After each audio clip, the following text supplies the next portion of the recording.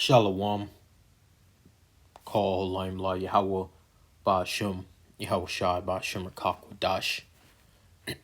Double honors to the elders and apostles of Great Millstone who rule and teach well. And a sincere shalom to the 144,000 and the 1/3. Now, as you can see, this war with them Elamites over there, it ain't going away. Will it slow down? Will it, come to some type of peace for a moment? Possible. It's possible. But we know what times we're in. This is Jeremiah, the 49th chapter in verse 20. Therefore hear the counsel of Yahweh. Who is the counsel of Yahweh? Yahweh Shai, the angels, the prophets, the servants of the Lord, the saints. All right, Apostle Tahar on down.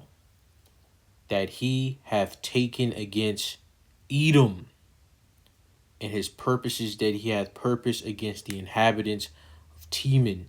Surely the least of the flock shall draw them out. Surely he shall make their habitations desolate with them. So these small hats, all right, that are in our land, they're going to draw out Babylon the Great and get all these other people involved, all these other heathen involved, these other Edomite countries involved. And we're seeing that now with Iran, with the Strait of Hormuz. Okay, then you got the other strait over there with the Red Sea, with the Houthis. And then it's just going to escalate. It's going to be more conflict over there. Them small hats are bloodthirsty. All right? They're gonna tick off a lot of people, and the U.S. is going to come in, back them up. And then sooner rather than later, Russia and China are going to get involved. And the U.S. is going to have no choice to take it into high gear. But guess what? If they're this draft, people aren't gonna these people ain't gonna try to fight for this country. They do a draft, people are gonna protest. Of course you're gonna have some people that go to the war for whatever reason. But for the most part, like with when I did the study on I think it was the Vietnam draft, only about 30 to 40% of people actually went. 60 to 70% of people did not go into the Vietnam War that were drafted, with the lottery and whatever. Only 30 to 40% of people actually went. And again, keep in mind, no internet, there's no propaganda. There's no counter to the propaganda. So the people, the civilians, they're thinking, oh, we're, doing the right thing. We're the good guys. We're trying to, liberate these people or whatever, right? But now pretty much everybody has an internet. You can go on I go on TikTok, YouTube. These videos are getting hundreds of thousands of views. Sometimes they go even super viral and get a couple million views. And most, they're speaking English, so they're probably more than likely Americans. And they're not with this. They're not with a draft. They're not with going to fight and die for the billionaires. Right? You got to remember, in the 50s and 60s and 70s, it was a even 10 years, even like 5 to 7 years ago, it was a conspiracy theory to be like, oh, the super rich people control society and they make the peasants or whatever do what they want and you can't do nothing about it and they're evil.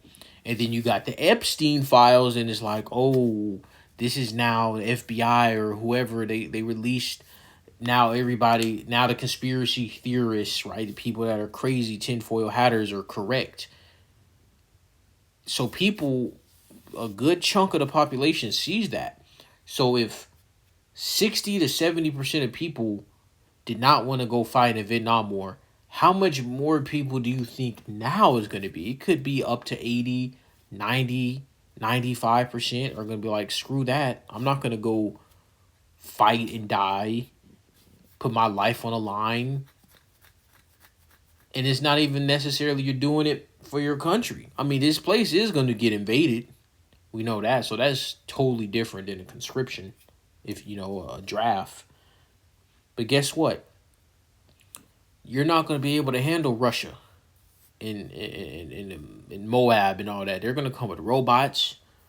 They're going to come with bulletproof armor. What is your AR-15 going to do to a guy who's bulletproof head to toe, and he has like a laser gun, like he's shooting lasers. He has a bulletproof suit on, and he's a super soldier. He's like 4 or 5 times stronger than you. He's 3 times faster than you. He thinks twice as fast as you. He got bull. This is Jeremiah 51:30. The mighty men of Babylon have forborne to fight. They have remained in their holes. Their might hath failed. They became as women. They have burned her dwelling places. Her bars are broken. So guess what? These top generals, right? Even DARPA and what's the other one? Lockheed Martin, I think, and all these top military positions, weapons. They're gonna fold. All right, they're gonna fold. Russia and all these other countries are gonna fold this place. Iran, however you want to pronounce them, they're Elamites. They're the descendants of Elam. The Persians. So guess what? The Persians, the Russians, the chief prince, those are Edomites. All right, but they're not a part of this beast system, if you will. They're not a part of NATO and the EU.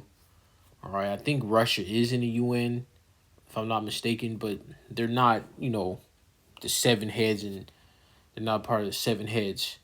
So they're the bear, right? They're going to come in and put in work and destroy their own people. And then Moab, so-called Chinese, and all the other heathen, Gomer, right? Ammon, all these nations, Ishmael, the dragons of Arabia, they're gonna put in work. They're gonna get nukes. They're gonna have nuclear weapons. They're gonna have long range missiles. They got warships. They're gonna come at this place hard, and at this place I mean America. Let's get this right here, because America, and this is real. I had to look it up. Since like 2 months ago, at this point, they went to their manufacturers to start producing military weapons. I think was it Ford. It was Ford and maybe Chevrolet. For sure, it was Ford. The military, who some branch of the military went to them and be like, "Hey, we're gonna need you to start producing weaponry, which could be tanks, missiles, whatever, to start mass production." And the last time that happened was, I believe, it was World War II. So yeah, we're in the time of war. This is Joel 3:9. Proclaim ye this among the Gentiles. Prepare war. Wake up the mighty men. Let all the men of war draw near. Let them come up.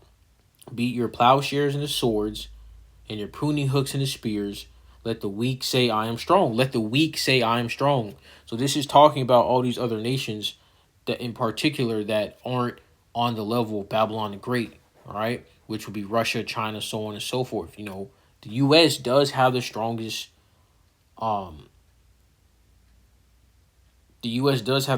military overall when you factor in the Air Force, the Navy, the nukes, the troops, the military personnel. When you factor in all those things, the U.S. by far outscales all these other countries, but the U.S. is going to get jumped, and Russia's nuclear arsenal is capable of still wiping out the U.S. when we're just talking about just pure destruction. Because military capabilities doesn't necessarily have to be whatever country is capable of completely annihilating another country. That means that country's stronger. Not necessarily, because military campaigns going to war could just be beating a country into submission and then extracting the resources from them with free labor or very cheap labor, right? If you just completely wipe out a country, you lose all those resources and whatnot. But it's going to come to that point for Babylon the Great to get wiped out by thermonuclear destruction, spearheaded by Russia. And then this right here, let's get this. This is Joel 2 and verse 20. But I will remove far off from you. Who is the you? The elect. The northern army. And this is talking about specifically Babylon the Great. This context. And the northern army is the U.S. military, Babylon's military. I will drive him into a land barren and desolate, with his face towards the East Sea, which is right where that Strait of Hormuz is, right? What is that called? The Persian Gulf or whatever? That's the East Sea, all right? So they're going to face towards Iran, and his hinder part toward the utmost sea, which is the Red Sea, where that strait is, right? Where it's like, where Western Asia, that little waterway that connects, that separates Western Asia from East Africa. And his hindered part toward the utmost sea, and his stink shall come up, and his ill savor shall come up, because he have done great things. So they're gonna die. The U.S.'s military is going to get wiped out when they go there, and when they start, because they're already over there. They're just gonna keep piling in soldiers. They're going to keep piling in more soldiers, more troops, more vehicles. They're going to keep piling and piling and piling. And then Russia and all these other countries are going to wipe them out. They're going to get cooked. They're going to get outnumbered, out missiled. All right? It's just going to be a bloodbath. This is Exodus 15:3. Yahweh is a man of war. Exodus 15:3. Yahweh is a man of war. Yahweh is his name. Now in verbatim, it's saying Lord, but when you translate it and you go into the Hebrew, and the Most High Yahweh is dealing with you, his name is Yahweh. Okay? And Yahweh is a man of war. He's the one stirring up these kings to go to war. Let's get this in Revelations. This is Revelation 16:12. And the sixth angel poured out his vial upon the great river Euphrates, and the water thereof was dried up, that the way of the kings of the east might be prepared. So they're going to cross over the Euphrates River once it's fully drawn up. Salagia, dried up. All right? They're going to use that as a walkway, because the Euphrates River is already drying up. It's been drying up for quite a while.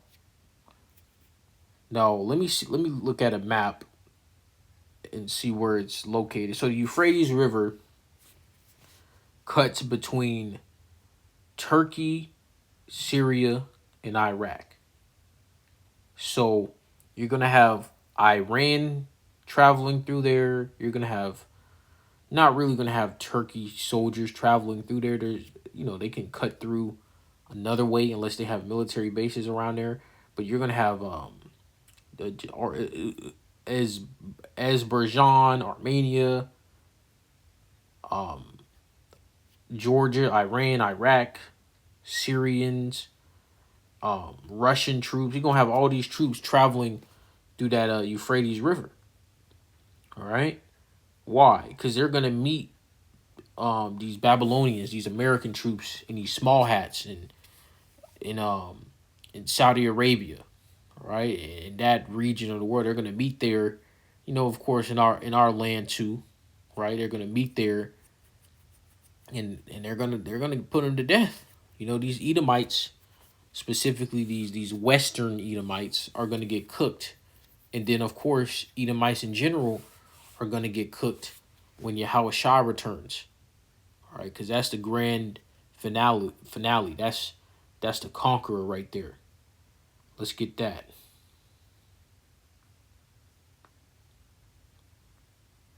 This is Revelation 6:2.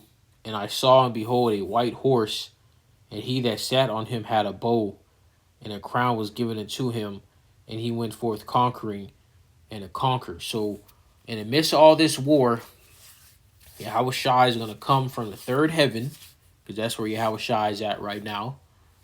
He's going to come from the third heaven, and Michael and all the other angels and the elect, they're going to get risen up too, right? And they're going to come back to the planet, right? Earth, the world, Oinkomeni, they're going to come back. And they're going to come from the east to the west. Yahweh Shai is going to come from the east to the west. Let's get that.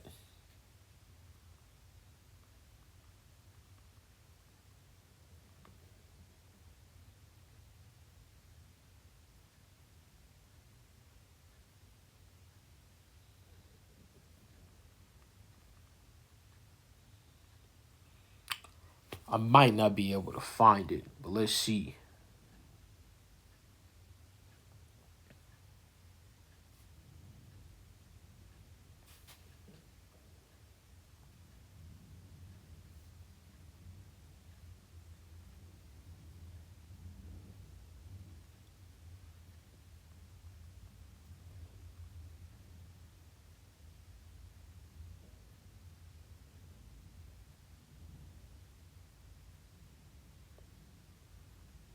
Yeah, I don't think I'll be able to find it.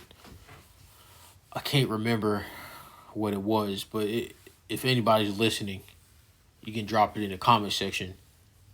But Yahweh makes mention how Yahweh Shai is going to return from the east, and then he's going to travel all the way to the west. So he's going to start, in what we would call Asia or whatever, and then make his way towards the west, because the sun rises from the east and sets in the west, and that's how Yahweh Shai is going to return. All right, let me try one more time.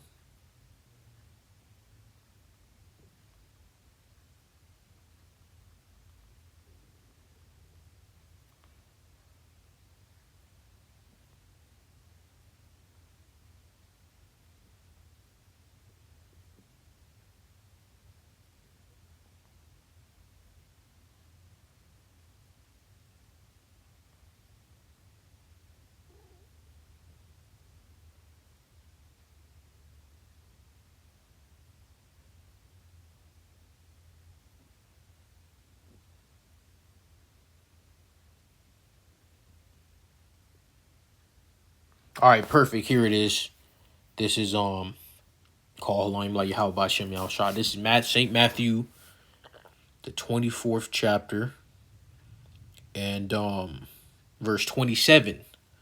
For as the lightning cometh out of the east, for as the lightning cometh out of the east, and shineth even unto the west, so shall the coming of the Son of Man be. So Yahweh Shai is going to come from the east and travel to the west, which would be the westernmost part of the world, would be Babylon the Great. Okay, and he's gonna what is he gonna do? He's gonna be delivering the elect, and he's gonna be killing these heathen, these Edomites, these Moabites. He's gonna be killing them. He's gonna be killing them, delivering the elect, killing them, killing heathen, delivering the elect, killing heathen, delivering the elect. Okay, so we're in that time. We're not too far off. We're the MOTB is getting closer. There's digital ID and age verification and CBDC, crypto. We're almost there. So with that, shalom.